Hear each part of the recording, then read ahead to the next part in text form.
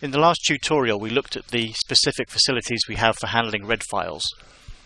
We also have some specific tools for handling files from the Arri Camera, recorded in the Arri RAW format. An Arri Alexa can record either to its RAW format or to ProRes. In the case of shooting to ProRes, that just comes in as a flat movie file and is imported like any other movie file. So let's look particularly at the Arri RAW format.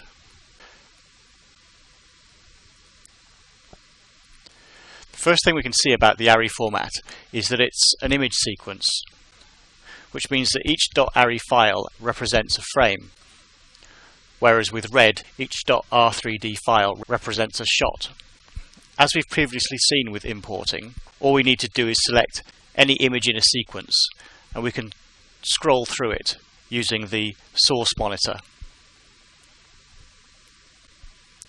And to import it, just double-click on any frame, and Mistika will recognize that it's part of a sequence. So in this case I'll just link as progressive sequence.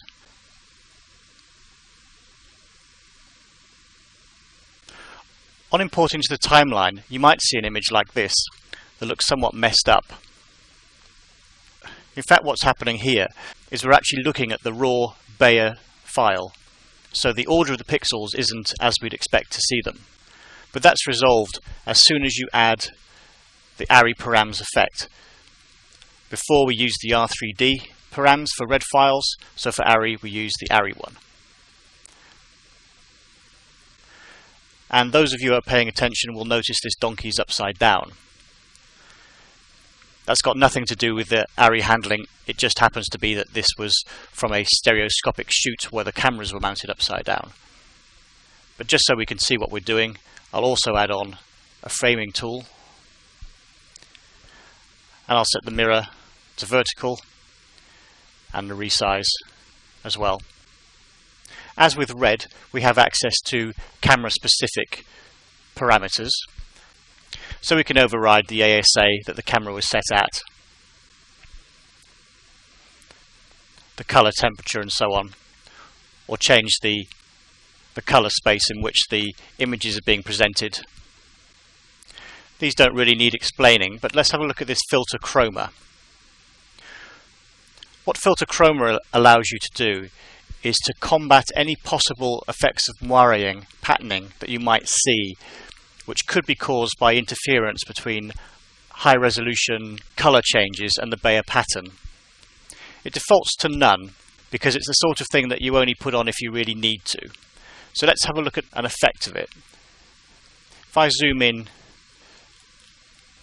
just to get at these hairs on the edge, we can see that as I jump through the settings, so I'm going to press my middle mouse button, which will just alternate through the settings, we can see that when we go back to none, we have our sharpest output. So if I go to 3, 5, 7, 9, the edge detail has got a little less defined, but as soon as we go back to none, we see we go sharp again.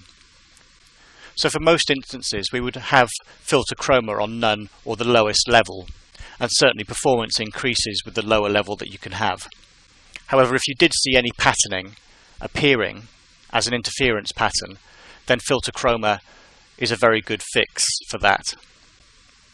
Otherwise, the import and use of Arri media directly from its raw format is pretty straightforward.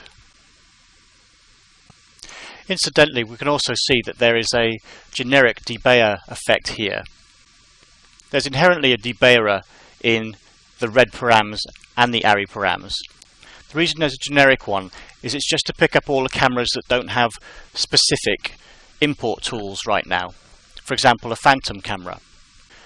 A bayed pattern is a very popular way of handling image data in high resolution cameras. So the debayer function here allows us access to those cameras' raw files, even before their own manufacturers have necessarily released the import tools for them.